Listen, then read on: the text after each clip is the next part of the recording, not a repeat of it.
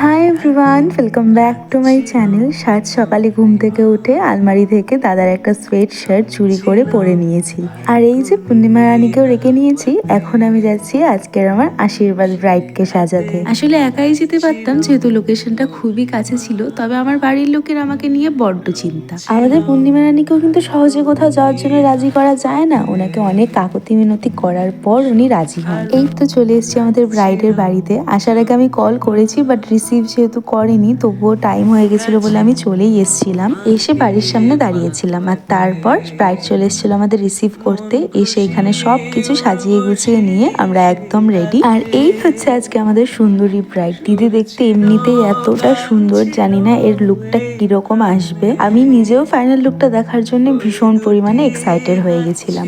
আজকে লুকটা দেখার জন্য আমি আরেকটু বেশি এক্সাইটেড ছিলাম, কারণ কি আর পাঁচটা ব্রাইডের মতো এই ব্রাইডের রেকমেন্ডেশন ছিল না।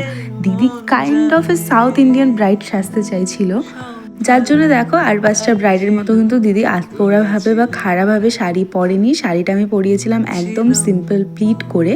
আর আমি যখন পৌঁছাই আমাদের ব্রাইড সবেমাত্র স্নান করে এসছে, যার জন্য চুল পর্যন্ত ভেজা ছিল। তো আমি মেকআপটা কমপ্লিট করে ডাইরেক্ট হেয়ারটা ড্রাই করতে শুরু করে দিয়েছি। যদিও আমার সাথে দিদির আগে থেকেই কথা হয়ে গেছিলো যে কীরকম কী লুক চায়, তবুও যাওয়ার পর আরও একবার দিদি থেকে আমি জেনে নিয়ে একদম দিদি যেই রকম চাইছিল সেই রকমই লুক দেওয়ার চেষ্টা করেছি নিজের বেস্টটা দিয়ে। আর এই হচ্ছে তার ফাইনাল রেজাল্ট। তোমাদের কেমন লেগেছে এই লুকটা অবশ্যই কমেন্ট বক্সে জানিও। যারা ফেসবুক থেকে দেখছো তারা তো অলরেডি দেখে নিয়েছো, তাও আমাকে জানাতে কিন্তু একদমই ভুলো না। চলো দিদির থেকে জেনে নিই কেমন লেগেছে লুকটা।